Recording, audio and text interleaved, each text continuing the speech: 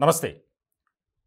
మొన్న మేడం జ్యోతి, నిన్న రజనీ రెడ్డి గారు, ఇప్పుడు తాజాగా తస్లిమా మేడం. వీళ్ళంతా ఎవరంటే చెప్పేవి మాత్రం నీతి సూక్తులు, చేసేవి అవినీతి పనులు. తస్లిమా ఆవిడ మహబూబాబాద్ సబ్ రిజిస్ట్రార్గా ఉన్నారు. తాజాగా ఏసీబీ అధికారులకు రెడ్ హ్యాండెడ్గా పట్టుబడ్డారు. అంటే ప్రభుత్వ శాఖల్లో తెలంగాణలో పురుషులతో పాటు మేమేమీ తక్కువ కాదని నిరూపిస్తున్నారు కొంతమంది అవినీతి మహిళా అధికారులు. ఈ ముగ్గురు పేర్లు ఎందుకు చెప్పానంటే తాజాగా జరిగినటువంటి ఇన్సిడెంట్స్, ఎంత అవినీతికి వీరు అలవాటు పడ్డారు అనేది మనం ఇక్కడ చూడాలి. తస్లిమా ఆవిడ మహబూబాబాద్ సబ్ రిజిస్టర్గా ఉన్నారు. దానికి సంబంధించి హరీష్ అనే వ్యక్తి, దంతాలపల్లి మండలం దాట్ల గ్రామానికి చెందినటువంటి హరీష్ తన భూమి రిజిస్ట్రేషన్ చేసేందుకు సబ్ రిజిస్టర్ కార్యాలయానికి వెళ్ళారు. వెళ్ళినటువంటి క్రమంలో గజానికి 250 రూపాయలు ఇవ్వాలి అని మేడం ఒక ప్రతిపాదన తీసుకొచ్చారు. అంటే ఆవిడ రిజిస్టర్ చేయాలంటే దాని తాలూకు ఒప్పందం, డబ్బు ఇవ్వాలి, ఆవిడ సంతకం పెట్టాలి. 250 ఇవ్వలేని మేడం 150 చెప్పనని చెప్పి బేరం ఆడుకున్నాడు. ఓకే అన్నారు మేడం గారు. ఇలాంటి క్రమంలో మొత్తం అతనికి సంబంధించినటువంటి భూమికి రిజిస్ట్రేషన్ చేసేందుకు అడ్వాన్స్గా 20,000 రూపాయలను ఇచ్చేందుకు మేడం యాక్సెప్ట్ చేశారు.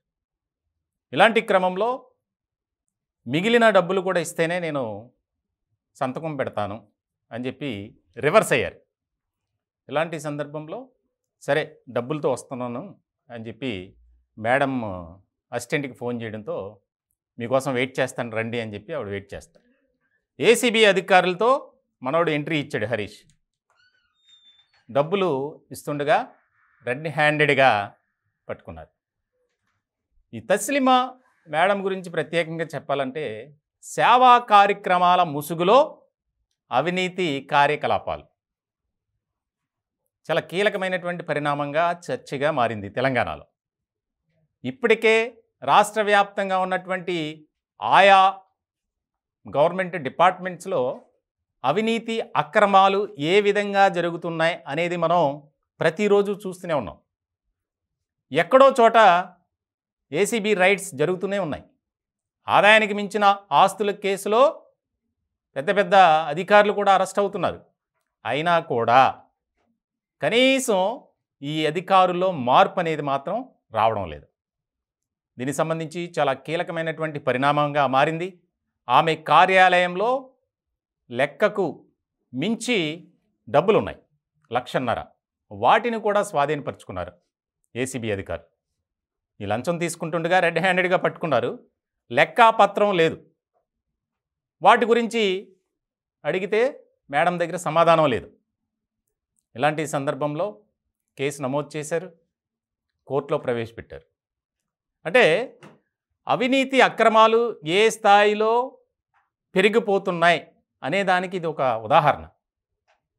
ఈ ముగ్గురు కూడా జ్యోతి ట్రైబల్ డిపార్ట్మెంట్, అలాగే రజనీ రెడ్డి ఆమెమో రెవెన్యూ డిపార్ట్మెంట్ తహసీల్దార్, ఈవిడి సబ్ రిజిస్టర్. ముగ్గురు కూడా 3 డిపార్ట్మెంట్స్లో కీలకమైనటువంటి అధికారిణులు. సో ఇలాంటి సందర్భంలో ఒక ఆసక్తికరమైనటువంటి చర్చగా జరుగుతుంది.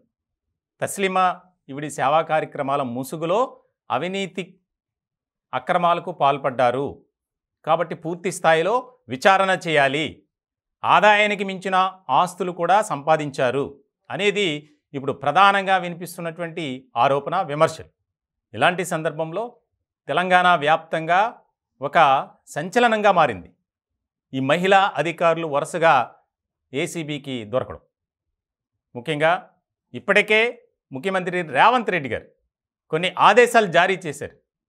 ఎవరైతే అవినీతి అక్రమాలకు పాల్పడుతున్నారో వారిని ఖచ్చితంగా శిక్షించాలి, వారిపై క్రిమినల్ కేసులు కూడా పెట్టాలి. ఇలాంటి సందర్భంలో తాజాగా తస్లిమా ఏసీబీ అధికారులకు రెడ్ హ్యాండెడ్గా పట్టుబడటం ఒక చర్చగా మారింది అధికార వర్గాల్లో.